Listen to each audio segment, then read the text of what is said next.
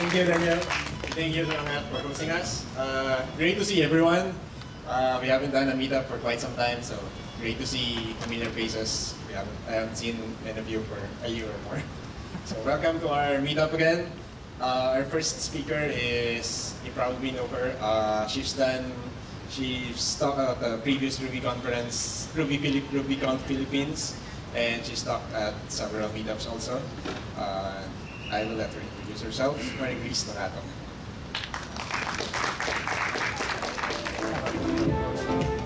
So, hi guys. My name is Maricris Nonato. So, I have been using Ruby on Rails since 1 point something. So, that's that's how old I am, quote unquote. So, I'd like to see a show of hands. Who among you guys have already tried Rails 6? Wow, sipag mo ah. Okay, so I have a confession to make. I actually have not yet played around with Rails 6, but I'm doing this talk for you guys because I wanted to see all these faces right now. I missed the talks, I missed the gatherings that we have, the meetups that we have. So thank you guys for being here. So today I'd like to explore on the new features of Rails 6 and a little bit of client-side development. So I divided this talk into 3 segments.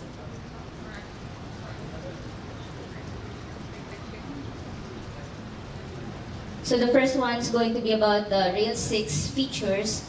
The second part is going to be about Webpacker and asset pipeline. And the third part is about a little bit about Stimulus.js. So here are some highlights of the new features of Rails 6. The first one is action text. This is actually one of my favorites. No? When I started checking out the features of the new Rails 6, this is probably the one that caught my eye. Why? Because we know, for one, that most of our projects, if it's possibly getting some input from the users or you have a CMS integrated with your app, you have probably worked with CK Editor, right? I know that there's a gem for that, but it's mostly difficult to use because it's technically just a JS wrapper around HTML's content editable field, which allows you to do some live editing on your page.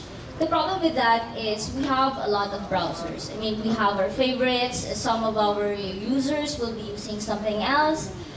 We might be coding it on a different browser in a different version, perhaps. So there's a lot of nitty-gritty details that's going in with CK Editor and your browser. That's very difficult to handle sometimes. On top of that, it doesn't seamlessly integrate with your models, your file uploaders, your image attachments, and your application itself. So what I like about action text is it's actually from the Tricks editor. I saw this from Daniel's previous slide. So it's actually from the Tricks editor. The good thing about Tricks editor is that it creates a specific model around the HTML content editable field, and it treats it as an I/O device, more like similar to your keyboard. So when you're typing, it's very seamlessly going to that field and displaying. So there's no lag, there's no other difficulties that might go in with JavaScript similar to CK Editor. There's also the undo and redo button there, and it seamlessly connects with active storage. So, well, probably unless you don't like active storage, you might not want this feature for Rails 6, but this is one of the best, I think. And the next one is Action Mailbox. I'm going to tell you a little story, which is kind of funny. When I was thinking about this last night, I was debating whether I wanted to share this with you or not, but here goes. So when I first made my Rails app, it was just for my website. And it was just to show my resume, it was just to, for my personal consumption. Like, I wanted something to take a timeline. I wanted to create a timeline on my webpage to probably show what, I read this, I did this, I done that, I tried this, etc. it's more like if I actually made that into a business model, I would have made the first Twitter. So I wanted to do something like that. And I was lazy. I mean, is there a developer here who's very industrious? Show of hands, please. Super sipag. Wants to do everything. Wants to code all the features. Raise your hands, please. See?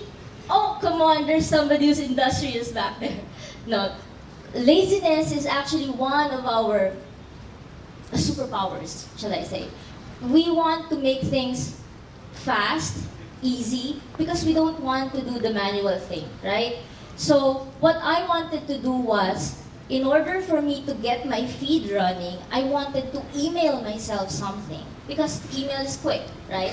I sent my something to my mailbox with a specific regular expression that I'm expecting to see, and then it will show up on my feed. Imagine me seeing this feature now. It's like, what? This should have been there since Rails earlier versions. So what this actually does is that you can do your sendouts from your Rails app.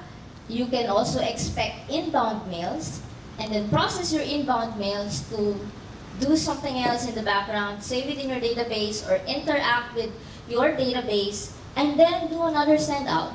Do you now see the power of this? You can actually do your own funneling, conversions, and maybe you can do away with some of the third-party services like, I don't know, Zendesk. So this is actually configurable with different third-party mail services like Mailgun, Mandrill, Postmark, SendGrid, or even those that you can build in, you can build inside your servers like Exim, Postfix, and Qmail. The drawback, though, here is this will be requiring active job and active storage. So I'm not sure if you guys have tried it and you have some hesitations or dislikes with active job or active storage, so it depends. If you like those two, then you might want to try Action Mailbox. Another thing is parallel testing. So it's another feature that we should have had a long time ago.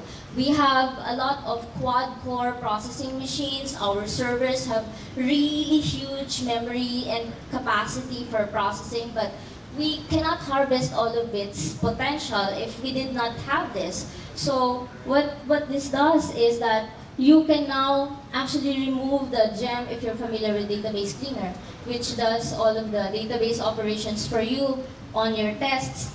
This can now happen here, built in, you don't need that gem. So the create and drop is done per process. You have an option to make it threaded or fork processes. And then, yeah, so imagine that you can save a lot of time running your suites, especially if you have really big, complicated suites. I know that you can do tagging for running your suites, but it's better if you can run the entire thing, and parallel testing will help that. The next thing is multiple databases. Well, this is not your usual, I'm gonna add this to my YAML file and it can connect to 2 different databases. It's not like that. So the thing here is this feature was largely dependent or inspired by AR Octopus Gem. So your application can now communicate seamlessly with a different kind of database structure. You can have a master-slave setup. You can have a cluster of master and several different slaves. You can allocate to which server you're going to write, to which ones you're going to read. You can also do sharding. Imagine if you are sharding, let's say, horizontally. You would have to, without this feature, without the gem, you would have to tell your app, if you're finding, let's say we have a contacts application, and you're finding a specific person to display on the show page, without this feature, you would have to figure out a way of getting a record using simple find, but taking into account that you might be having to check database 1, database 2, database 3. So you get the point, right? So with this feature, you can tell whether you're reading from a specific server or you're writing to a different one, and it offers you different APIs without having to go really, really deep into chaining inside your active record. And then some more that are worth mentioning. So in Rails 5, we had action cable, but now there's a better option for writing tests or testing action cable features. And there's a new code loader. It's Zeitwerk. It's more beneficial for people who like to write gems. There are a lot of changes from the classic loader that we're using, such that there is no more double requires and problems with STI and autoloading. And these are not everything that's inside Rails 6. These are just some of the features that I picked out. So I really like Rails DB replant. So I don't have to drop my test table or my test database and then try to do it all over again. So this simple command will do it for me. There's also insert all, upsert all. There's also another reselect method for active record. That's really cool. So you can, if you have scoped your the records that you want to get, and then you want to unscope it, so you can use reselect. And then it's kind of small, sorry. And then there's touch all, configuration to format, customize the format of the active model, errors, full message, and the one that I think is really worth mentioning here, there's now a before question mark and after question mark methods for your date, time, and time with time zone. You know, I hate dealing with times, but this one is really a good feature. So some of you might really appreciate saving the lines of codes with using those commands. And then the next one is Webpacker and Asset Pipeline. Who loves Asset Pipeline? Yay, nobody does. Okay, so have you guys heard about Webpacker? Yeah? Yeah? Hi. Are you hungry? So let's talk about Asset Pipeline first. Well, let's not talk about it. So we have Webpacker, because we all know what Asset Pipeline does. But yeah, just kidding. Let's go back to this. So Asset Pipeline actually does concatenations, minifications of your assets, your JavaScript files and CSS files. So it also transforms, it converts your files. So if you prefer to write your JavaScript in CoffeeScript or SAS or ERB, so it will convert those files for you so that it can be used as a plain JavaScript file or plain CSS file.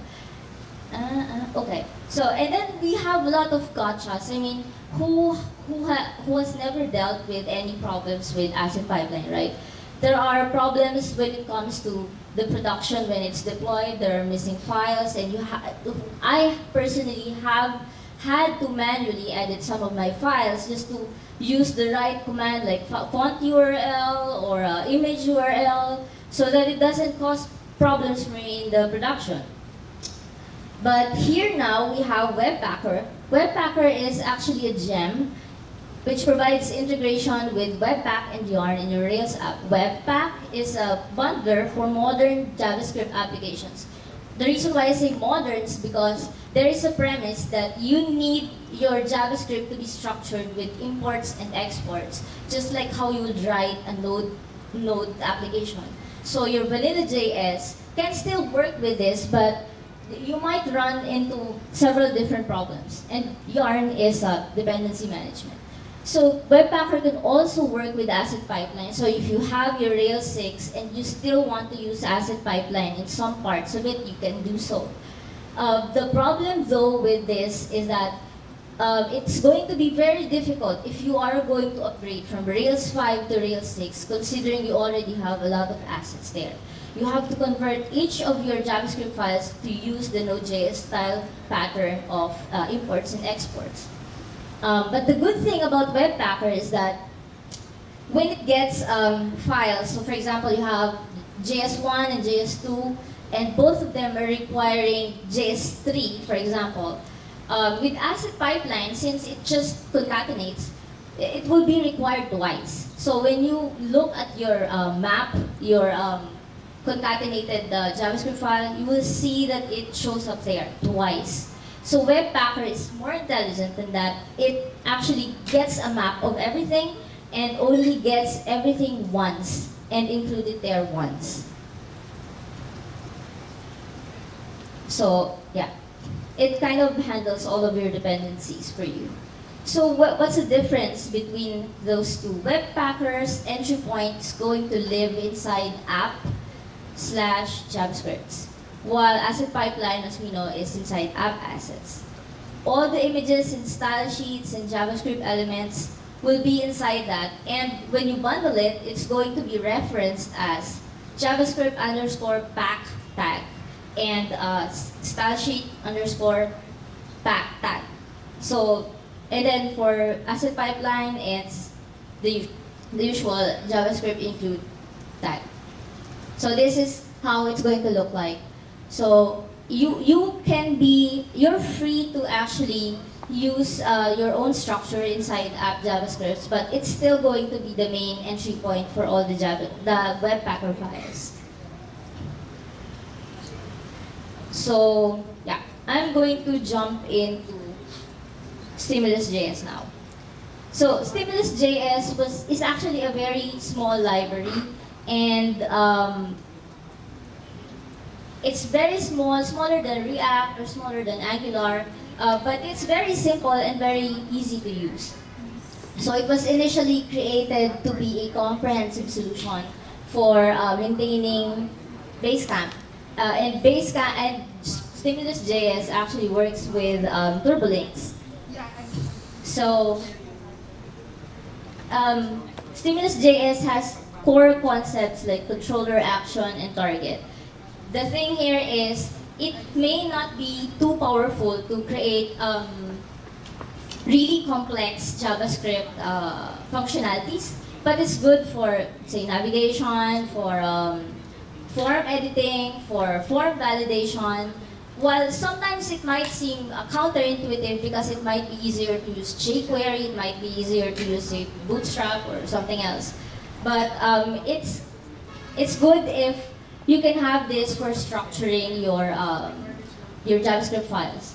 So this is not mine. So I would say again, I have not played around with this, but I'm doing this for you. So I have looked up some simple stimulus password input demo. So the template, the catch here is that you have an HTML template and you're going to sprinkle it with data tags, data controller, you have data target. So it's like a more structured approach to how we use data tags inside our applications. With jQuery, we're kind of used to, say, adding like data-id or data-source or whatever. But this one is more structured such that it's also going to operate like an MVC model. So the controller will tell how this particular object, the target, will be used and what's going to happen. So you can see here in this example, it's just going to use this Stimulus.js to do some validation. The thing that I don't like, so this is the example code. So you can see here that the JavaScript structure of the controller looks more like your classic object-oriented controller, right? So you have, this is the node style where you have your imports and your exports. You create your controller and then you export it, and then you can use that modularly with different other controllers. And then, so the thing that's not good with Stimulus.js, based from my understanding and based from reading about it, is that sometimes it will get to a point of bloat. So because everything will have to, like all of the classes and the controllers are written in like a JavaScript case, and the HTML file might get too long because you can combine controllers, you can combine classes inside your view. So it might get to a point where it's going to be difficult to maintain. So that's what I see about it. However, if you want to use more complicated frameworks like React or Angular, you can also do that alongside with Stimulus. So you can have them all inside the Rails app, and it will work seamlessly with Webpacker. So, yeah.